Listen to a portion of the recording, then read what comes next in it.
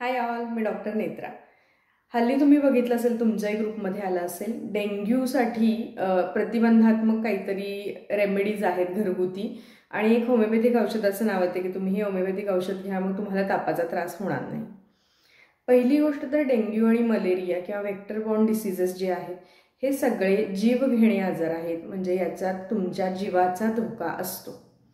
दुसरी गोष्ट तर कुठलंही आयुर्वेदिक किंवा होमिओपॅथिक औषध तुम्ही ओव्हर द काउंटर, काही त्याचा साईड इफेक्ट नाही म्हणून घेऊ शकत नाहीत। जसं ॲलोपॅथी हे सायन्स आहे, जसे त्या औषधाचे साईड इफेक्ट असतात, त्या औषधाचे इंडिकेशन्स असतात, त्याच पद्धतीनं आयुर्वेदिक आणि होमिओपॅथिक औषधाचे स्पेसिफिक इंडिकेशन्स असतात, त्याला स्पेसिफिक सिम्पटम्स लागतात, तेव्हाच ती औषधं दिली जातात। म्हणूनच आयुर्वेदिक आणि होमिओपॅथिक या दोन्ही डॉक्टरांना 5.5 वर्षाचा संपूर्ण कोर्स आहे ती औषधं शिकण्यासाठी आणि ती केव्हा द्यायची हे समजून घेण्यासाठी। त्यामुळं कुठलंही आयुर्वेदिक औषध घेतलं आणि होमिओपॅथिक औषध घेतलं आणि त्याची साईड इफेक्ट होत नाही, हा समज तुम्ही डोक्यातून काढून टाका। तिसरी गोष्ट, डेंग्यू आणि मलेरिया पावसाळ्यात वाढतात कारण आपल्या शेजारी पाजारी आजूबाजूला पाण्याची डबकी साठलेली असतात। तुम्हाला हे जर आजार अवॉइड करायचे असतील तर ती पाण्याची साठलेली डबकी एकतर स्वच्छ करा, ती होऊ देऊ नये त्याची काळजी घ्या, आणि ते जर होतच असतील तर रॉकेल, पेट्रोल किंवा अगदी साधं तेल असेल ते एक टोपणभर जाऊन त्या पाण्यावर ओता, त्याचा लेअर त्या पाण्यावर बनेल आणि तिथं जे डासांचं प्रजनन जे चालू आहे ते थांबेल।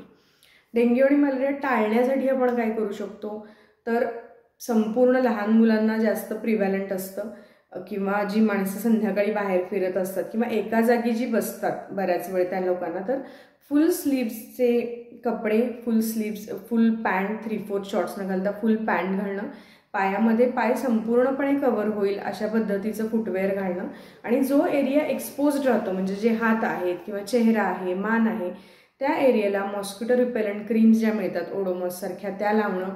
अगदी लहान बाळं असतील त्यांच्यासाठी सुद्धा मिळतात सिट्रनला ऑइलचे, तुम्हाला मॉस्किटो रिपेलंट ऑइल्स मिळतात ज्याचे तुम्ही डॉट्स लावल्यानंतर मॉस्किटो रिपल्शन होतं। तर हे उपाय करा, आणि जेव्हा तुम्हाला असं वाटेल की तुमच्या एरियामध्ये डेंग्यूचे पेशंट्स आहेत किंवा तुम्ही ऐकताय डेंग्यू झालेला, तुमच्या घरात कोणाला तरी ताप येतोय, खूप जास्त ताप आहे, तर उगाचच तापाची मेडिसिन्स न घेता पटकन डॉक्टरांना दाखवा, त्याच्या तपासण्या करा, आणि प्लेटलेट्स अशा कुठल्याही गोष्टी खाऊन वाढत नाहीत। त्याच्यासाठी तुम्हाला शरीरातलं इन्फेक्शन कमी करावं लागतं, आणि ते इन्फेक्शन कमी झाल्यानंतरच तुमच्या प्लेटलेट उत्तम पद्धतीनं वाढतात।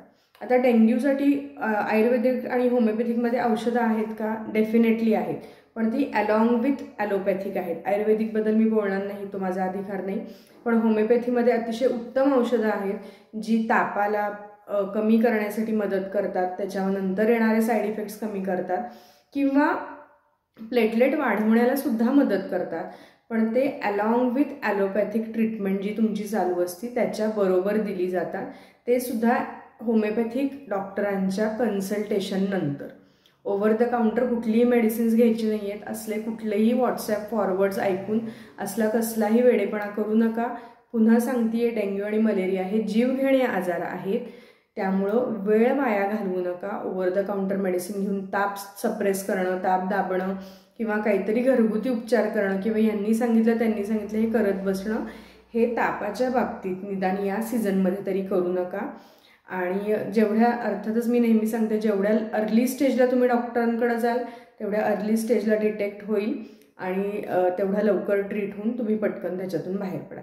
त्यामुळे असे व्हॉट्सॲप फॉरवर्ड करू नका, आपल्याला ज्याच्यातलं माहिती नाही त्या गोष्टी पुढं पाठवू नका, याच्यामुळं कुणाच्या तरी जीवाला धोका होऊ शकतो, इतकं सिरियस आहे हे।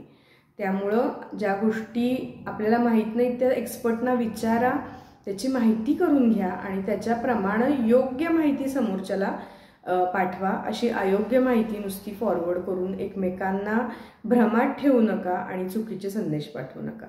ओके, तर this was all about today's viral message. Take care, bye.